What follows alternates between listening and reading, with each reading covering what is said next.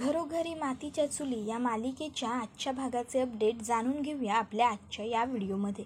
तर आता आपण इथे पाहतो की जे ऑफिसर आलेले असतात ते सांगत असतात, हे बघा तुमची ही संपूर्ण प्रॉपर्टी आमच्याकडे गहाण आहे. आम्ही तुम्हाला 1 महिन्याचा नोटीस पिरियड देत आहोत. त्या 1 महिन्यामध्ये तुम्हाला ही सगळी प्रॉपर्टी रिकामी करावी लागणार आहे. आता हे ऐकल्याच्या नंतर सुमित्रा हिला चक्करच येते. त्याबरोबर नानासाहेब आणि जानकी हे दोघंजणं तिला सावरतात. जानकी म्हणते, आई तुम्ही जरा शांत व्हा, धीर धरा. सुमित्रा म्हणते, जानकी अगं कशी शांत होऊ, कसा धीर धरू, बघतीयस ना तू काय म्हणतायत ते हे. त्याबरोबर लगेचच आता एक दुसरा माणूस असतो, तो म्हणतो, ओ ऐकू आलं नाही का तुम्हाला, ही प्रॉपर्टी तुम्हाला 1 महिन्याच्या आत खाली करायची, आमच्याकडे गहाण आहे असं म्हटलं आम्ही. त्याबरोबर लगेचच सौमित्र म्हणतो, नीट बोलायचं आणि काय करायचं ना ते आम्ही ठरवू, याचं उत्तर तुम्हाला आम्ही कोर्टात देऊ, समजलं ना, निघा आता. त्याबरोबर लगेचच आता दुसरा ऑफिसर म्हणतो, आता 1 महिन्यानंतर या प्रॉपर्टीचं काय करायचं ते आम्ही बघू, समजलं का, निघा आता. त्याबरोबर चला रे असं म्हणत ते ऑफिसर लगेचच स्वतःच्या सगळ्या माणसांना बोलवून घेतात आणि तिकडनं निघून जातात. तर इकडे आता सुमित्राची अवस्था खूप वाईट असते. जानकी तिला आणून बसवते, तर पटकन अवंतिका जाऊन पाणी घेऊन येते आणि ते तिला देते. त्याबरोबर आता जानकी ही आई तुम्ही शांत व्हा असं सांगते. तर नानासाहेब म्हणत असतात, अरे ही कोण माणसं होती आणि कसं काय ह्या आपल्या घराचा सौदा करतायत, अरे असं कसं काय, हे घर मी आणि सुमित्राने केवढ्या कष्टाने उभं केलं आहे, पैक काडी काडी जमून आम्ही एवढं मोठं घर बांधलं आहे आणि आता कोणीही येईल आणि आम्हाला आमच्या घराबाहेर काढून जाईल का, काय चाललं हे सगळं, काहीतरी बोला ऋषिकेश. जानकी त्यावर ऋषिकेश म्हणत असतो, हे बघा नाना प्लीज तुम्ही जरा शांत व्हा, हा असा रागराग करून काही होणार नाही आहे. मला एकाच व्यक्तीवरती संशय आहे आणि ती म्हणजे ऐश्वर्या. मला वाटतंय हे सगळं ऐश्वर्याने केलं, ऐश्वर्यानेच आपलं घर गहाण टाकलं. त्याबरोबर लगेचच आता नानासाहेब म्हणत असतात, ऋषिकेश अरे काय बोलतोयस तू, हे ऐश्वर्या कसं करू शकते हे सगळं, आता ती किमान आपल्या घरात तरी राहते का. त्याबरोबर आता लगेचच सारंग येतो तिकडे आणि सारंग नानासाहेबांना म्हणत असतो, हे बघा नाना प्लीज तुम्ही शांत व्हा, असा धीर सोडून आपल्याला चालणार नाही, तुम्ही जरा रिलॅक्स व्हा, आपण बघू ना, शोधून काढू सगळं. त्याबरोबर ऋषिकेश म्हणत असतो, हे बघा नानासाहेब ती ऐश्वर्या आहे आणि ऐश्वर्या काहीही करू शकते, पटतंय का तुम्हाला. त्याबरोबर सौमित्रसुद्धा पुढे येतो आणि नानांना सांगतो, नाना आपल्याला धीर धरावा लागेल, आपण सगळं शोधून काढू, पण तुम्ही जरा शांत व्हा. ऋषिकेशसुद्धा नानांना तेच सांगतो, नाना तुम्ही असं खचून जाणं योग्य नाही, शांत व्हा, आपण सगळं शोधून काढू, नक्की काढू, कळेल आपल्याला या सगळ्यामागे कोण आहे. त्यावर सौमित्र म्हणतो, नाना हे बघा आपण हे असं टेन्शन घेऊन चालणार नाही, आपल्याला सगळं कोणी केलं आहे, का केलं आहे ते सगळं शोधावं लागेल.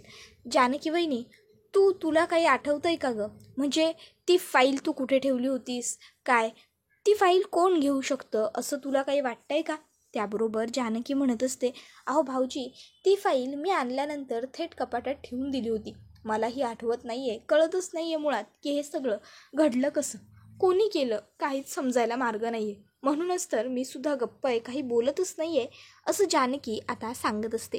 त्याबरोबर नाना म्हणत असतात की अरे जे काही असेल, जे काही शोधाशोध तुम्हाला करायचे ती लवकरात लवकर करा रे, काहीही झालं तरी मी माझं घर सोडणार नाही आहे, कळतंय का तुम्हाला. त्याबरोबर आता लगेचच ऋषिकेश म्हणायला लागतो, काळजी करू नका नाना, आपल्याला घर आपलं सोडावं लागणार नाही आहे, आपण करू ना काहीतरी, तुम्ही शांत व्हा. त्याबरोबर आता इथे सुमित्रासुद्धा म्हणत असते, हे सगळं करून ते ऐश्वर्याला नक्की मिळाले तरी काय, का केलं आहे काय तिने हे सगळं. त्याबरोबर आता त्यांची चर्चा सुरू असते. तर इतक्यात ऐश्वर्याला मास्कमॅनचा फोन आलेला असतो आणि ऐश्वर्या म्हणते, हाय कधीपासून मी तुझ्याच फोनची वाट बघत होते. त्यावर मास्कमॅन सांगतो, तू माझ्या फोनची वाट बघत नव्हतीस ऐश्वर्या, तू तुझ्या बातमीची वाट बघत होतीस, मी म्हटल्याप्रमाणे रणदिवे कुटुंबाची वाट मी लावलेली आहे. त्याबरोबर ऐश्वर्या म्हणते, म्हणजे फायनली आपण संपूर्ण रणदिवे कुटुंबांना रस्त्यावरती आणलं आहे का. त्यावर लगेचच मास्कमॅन म्हणतो, आपण, तशी ऐश्वर्या म्हणते, हो म्हणजे तू रे. त्यावर लगेचच मास्कमॅन सांगतो, हो मग माझा कोणताही प्लॅन कधीच फ्लॉप जात नाही, माझे सगळे प्लॅन वर्क होतात, कळलं का तुला. त्यावर ऐश्वर्या म्हणते, ॲक्च्युली मी तुला एक गोष्ट बोलू का, नाही म्हणजे ॲज अ फॉर चेंज जर तुला चालणार असेल, मी खरं बोलू तू कोण आहेस, कुठून आहेस, मला ना तुझ्याबद्दल काहीही माहिती नाही आहे, पण खरोखर तू खूप ग्रेट आहेस, ग्रेट. मला ना तुझ्याशी मैत्री करायला खूप आवडेल, खरंच. जर तुला त्याबरोबर तो म्हणतो, फक्त कामापुरतं बोल, जेवढं तुझं काम आहे तेवढंच, त्यापेक्षा जास्त बोलण्याची गरज नाही आहे, कळलं तुला. आणि मग तो थेट फोन कट करून टाकतो. त्याबरोबर ऐश्वर्याला मात्र खूप राग येतो. ऐश्वर्या म्हणत असते, अरे असा काय विचित्र माणूस आहे हा, याला माणसाबरोबर नीट बोलताही येत नाही का, एवढे साधे मॅनर्स नाही आहेत याला. एखाद्या दिवशी ना माझ्या समोर येऊ दे कधीतरी, मग बघते याच्याकडे बरोबर मी. नाही नाही नाही ऐश्वर्या, नाही, काय चाललंय तुझं, प्लीज हे बघ, काम डाऊन, काम डाऊन. एवढी चिडण्याची तुला सध्या काहीही गरज नाही आहे. उलट जे घडलंय ते सगळं तुझ्या फेवरमध्ये, तुझ्या मनाप्रमाणे घडलंय. उलट तुला जे हवं होतं ते तुला मिळालं आहे. आता रणदिवे कुटुंबियांची बर्बादी, येस, मला जे हवं आहे, जसं हवं आहे ते तसंच घडतंय. उत्तम. आता ऐश्वर्या खूप जास्त खुश होत असते. तर आता तिला आनंद होत असतो. तर दुसरीकडे आता सुमित्राला ते साहेब जे बोललेले असतात ते सर्व काही आठवत असतं. आता ती विचार करत बसलेली असताना त्या ठिकाणी आजी येते. आजी म्हणत असते, अजूनही गप्प इथे बसूनच राहणार आहेस का, इथे विचारच करत बसणार आहेस. त्याबरोबर सुमित्रा म्हणत असते, आई अगं मग काय करू मी, आणि हे बघ, तू ना माझ्याशी या विषयावरती बोलूच नकोस. या विषयावरती जर आपण बोललो तर आपलं कधीच एकमत होणार नाही आहे, त्यामुळे तू जा बरं इकडनं. त्याबरोबर आता आजी म्हणते, कसला एवढा विचार करते, सांग ना, जानकीला अजून कसं पाठीशी घालायचं याचा का. त्यावर सुमित्रा उठते आणि म्हणते, आई हे बघ, हवं तर मी तुझ्या पाया पडते बाई, पण प्लीज गप्प बस. उगाचच्या उगाच तू ना काहीही बडबड करत राहू नकोस, प्लीज. या विषयावर तू बोलूच नको गं. बघतेस ना, आधीच आम्ही सगळे केवढे टेन्शनमध्ये आहोत, त्यात तुझं काय हे वेगळं. त्याबरोबर लगेचच आजी म्हणत असते, जसं तुम्ही टेन्शनमध्ये आहात तशीच मी सुद्धा टेन्शनमध्ये आहेच. जशी तुला काळजी वाटते तशीच मलासुद्धा काळजी वाटते, पण हे सगळं त्या जानकीनेच केलं आहे हे मला खात्रीनिशी माहीत आहे. जानकीशिवाय हे दुसरं कोणी करूच शकत नाही. पेपर्स तर तिच्याजवळच होते ना, मग नक्की तिनेच हे सगळं केलेलं असणार. आता जर जानकी व्यतिरिक्त दुसरं कोणी असतं ना तर नानासाहेबांनी त्याला सोडला नसता, येवाना त्याला जाब विचारला असता. पण आता ती जानकी असल्यामुळे नानासाहेबांना काही बोलता येत नाही आहे. पण जर तूही तिला काही विचारलं नाहीस तर हे चुकीचं आहे सुमित्रा. तू तिला जाब विचारायलाच हवा. हे सगळं तिने का केलं, कशासाठी केलं, हे तू तरी तिला विचारायला नको का. कोणीच जर विचारलं नाही तर कसं चालेल. सुमित्रा म्हणते, आई अगं काय बोलतेस तू, तू सरळ सरळ जानकीचं नाव कसं काय घेऊ शकतेस. हे बघ, जर जानकीने ह्या सगळ्या गोष्टी केलेल्याच नसतील तर, जर ऋषिकेश म्हणतोय त्याप्रमाणे या सगळ्याच्या मागे ऐश्वर्या असेल तर, आणि हे बघ, तू या सगळ्यामध्ये पडू नको प्लीज. तू गप्प बस बरं, आणि उगाच जानकीला दोष देऊ नको. त्यावर आजी म्हणत असते, कसं काय मी बोलू नको, कशी मी जानकीला दोष देऊ नको, सांग ना. या अगोदरसुद्धा मी जानकीच्या विरोधात बोलत होते आणि आजही मी तिच्या विरोधातच बोलते. हे बघ, मी काही माझा खुन्नसे किंवा राग काढण्यासाठी हे सगळं बोलत नाही आहे, पण मी जे खरं आहे ना तेच बोलते. आज तिच्यामुळे माझी मुलगी संकटात आहे, तिची मुलं संकटात आहेत, मग तरीसुद्धा मी गप्प बसायचं का.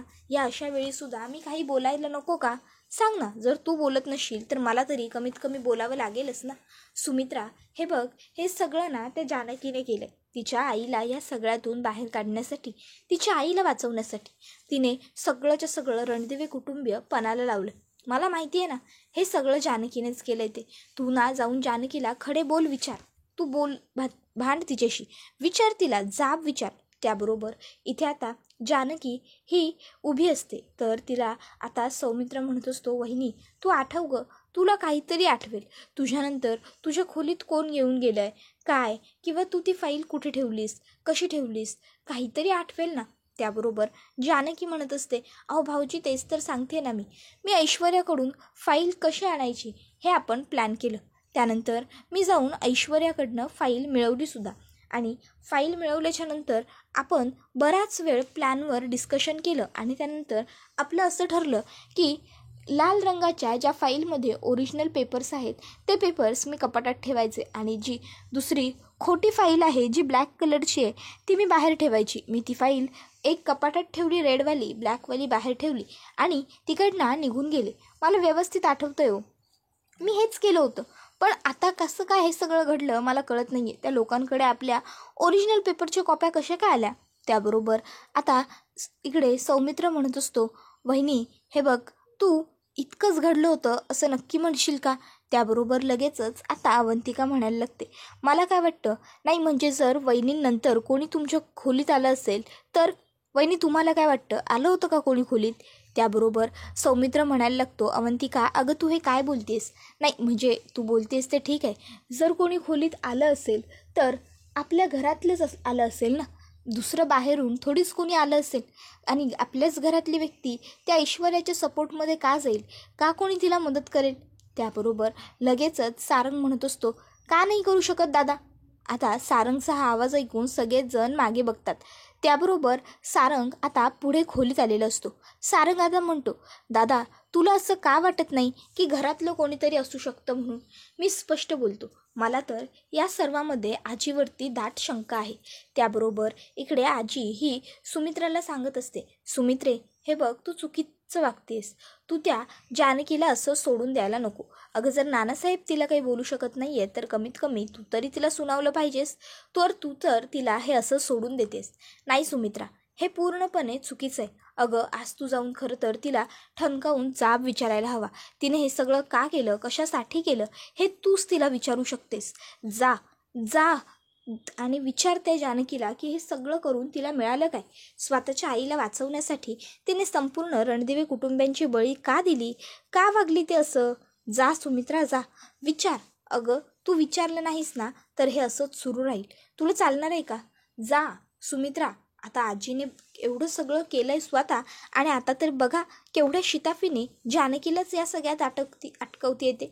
आता आजी म्हणत असते, सुमित्रा जा, अगं विचारते जानकीला नक्की तिला काय गरज होती की तिने हे एवढं सगळं केलं. त्यावर सुमित्रा आई म्हणत असते, आई तू गप्प बस बरं, तू काही बोलू नकोस. सुमित्रा म्हणते, धन्य आहे तुमची. आजी म्हणते, धन्य आहे तुमची. वा, म्हणजे एवढं तुम्हाला दाखवून देऊनही अजूनही तुमचं हेच मत आहे का की या सगळ्यामध्ये जानकीचा काही कसूर नाहीच म्हणून? त्याबरोबर आता सुमित्रा म्हणत असते, आई हे बघ, जर तू म्हणतेस तसं असेल तर ठीक आहे, पण जर ऋषिकेश म्हणाला तसं काही झालं असेल तर मग? त्यावर आजी म्हणत असते, अरे जी कार्टी या घरामध्ये राहतच नाही ती कार्टी कशी काय येईल या घरामधनं पेपर घेऊन जायला?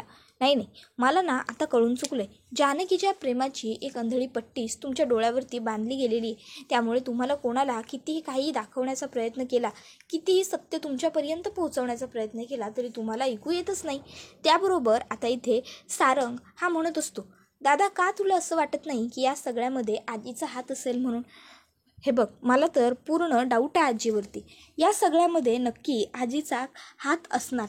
आजी या सगळ्यात इन्व्हॉल्व्ह असेल, आजीनेच तिला मदत केली असेल त्या ऐश्वर्याला. त्याबरोबर आता सारंगने इतक्या स्पष्टपणे सांगितल्याबरोबर मग सौमित्रसुद्धा पुढे सरसावतो आणि तो म्हणत असतो की नाही नाही सारंग, चुकतोयस तू. हे बघ, मला नाही वाटत की या सगळ्यामध्ये आजीचा काही हात असेल. नाही म्हणजे आजीने आजपर्यंत ऐश्वर्याला खूप गोष्टींमध्ये पाठीशी घातलं आहे, तिने ऐश्वर्याची खूप वेळा मदतही केली. पण मी तुला खरं सांगू का, मला नाही वाटत रे आपली आजी एवढ्या खालच्या थराला जाईल आणि इतकं नीच काहीतरी वागेल.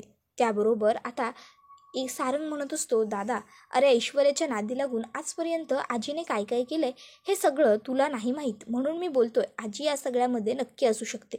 तर आता इथे आजी ही प्रार्थना करत असते आणि आता ती देवाजवळ स्पष्ट आणि खरं सगळं बोलत असते. ती सांगत असते देवाला, देवा खरं तर या सगळ्यामध्ये माझाच दोष आहे.